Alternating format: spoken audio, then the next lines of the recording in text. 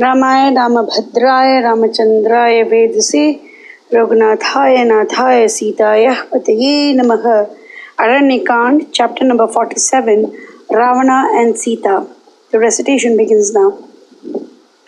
Thus addressed by Ravana all unseemingly, Sita said to herself, "This is a Brahmana and our guest. Though disguised as an ascetic, he may perchance curse me if I reply to him not." She paused a little and said, "Sir, I am the daughter of Janaka, the king of the Videhas, and Sita they call me. I am the wife of Rama, the firstborn of Dasharatha, the king of the Koshalas. 12 happy years did I spend in the house of the Ikshvak monarchs, in the enjoyment of everything that my heart could ever desire. The next year, Dasharatha took counsel with his ministers and resolved to crown Rama as a prince regent. When the preparations were afoot for the coronation, Kaikeyi, one of the queens, managed that the king should swear upon his stored merit that he would grant her the boons she might ask. There were two of them. My husband should spend 14 years in exile, and her son Bharata should sit upon the throne. "No, O righteous king," said she, "I put away from me food and sleep. My death lies at your door if you dare to crown Rama." He was bound to her by strong ties of favors done him in the past. Of a sensitive and finely balanced nature, he sought to dissuade her by reason, argument, presents, gifts, prayers, entreaties, and every method known to him. But she heeded him not.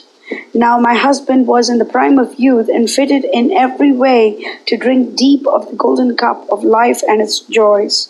He was endowed with every noble perfection of an emperor, so it was all unjust to consign him to a living death in the forests of matchless splendor. He was 25 when he began the exile, and I was 18. Rama is famed in all the worlds for his purity of heart, straightness of speech, and superhuman excellences. With large star-like eyes, long stout arms that reach below his knees like elephants' trunks, the welfare of all beings is ever nearest his heart. His father Dasharatha, albeit of matchless glory, was enslaved by his lust he bore to Kaikeyi and would not say her nay, so Rama was not to be crowned. My husband was sent for by his father to be advised upon his new functions, as he thought. Kaikeyi had the heart and audacity to say, "Rama, I speak to you by your father's request. You are to hand over this kingdom to my Bharata, safe and sound, and abide in the forest for 14 years. Do this, or brand your father with the black sin of falsehood." Now Rama is never known to go back upon his word. He ever gives but never takes from others. Ever straight of speech, his lips have never been soiled with an untruth, and this is the life to which he has dedicated himself. Sumitra, the second queen of Dasharatha, is a mother of Prince Lakshmana. A matchless hero, he is a terror of his foes and the faithful shadow of Rama. We have come down to these forests in obedience to the commands of the king. The princes abide here, garbed like hermits, with restrained senses and heart centered on dharma, but armed to the teeth. We have turned our backs upon the kingdom, thanks to the attentions of Kaikeyi, and our safety in these perilous woods. This hermitage is pure and holy, and you may rest here a while. My husband will be here very soon with such fare as the forest affords. I would like to know, in truth, your name, family, and clan. What makes you roam all alone through these woods?" Ravana rejoiced to find a chance offered to him to descant upon his lineage and exploits, and said, "Sita, I am the lord of the Rakshasas, the famous ruler of Lanka, the holy terror of all the worlds and the beings therein. Ravana am I named. From the moment I set my eyes upon you in your garment of white silk, that is a poor fall for your complexion of fine molten gold. My heart turns away from my wives in disgust. Countless are the ladies, the best of their class, whom I have carried away from the worlds above and below, and I entreat you to be their queen and mistress. Lanka, my capital, is cunningly erected by Maya on Mount Trakuta. Your days shall pass in a dream of bliss along with me on the hill slopes in the forests and gardens. Hateful and repulsive will seem to you the life you're leading right now. Be my wife, and 5,000 women will wait upon you, young, beautiful, and flashing with gold and gems.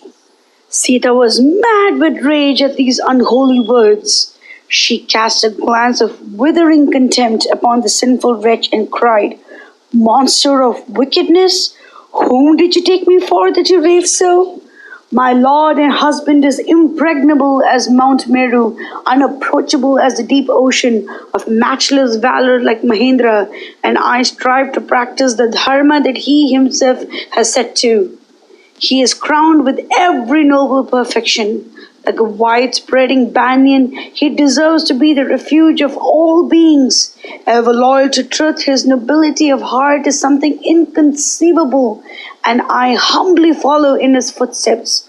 With long and powerful arms, a deep, spacious chest, a gait like that of a maddened lion. He is a lion among men. He is endowed with the strength, courage, and daring of a lion. And his face is as charming as a full-orbed moon. Of stern self-control, his fame illuminates the worlds, and him do I humbly seek to imitate. How dare you raise your eyes to me, even as a jackal set his heart upon a lordly lioness? Would you separate the sun from his glory and splendor? Even so, would you carry me away from the sight of Rama?